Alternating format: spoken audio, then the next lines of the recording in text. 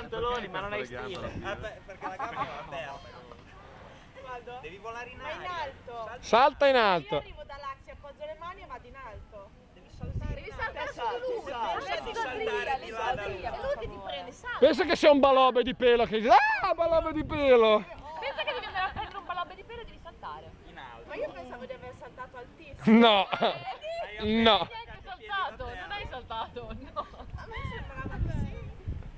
Laxi, guarda, sono loro che si offrono sempre. Dai Giulia.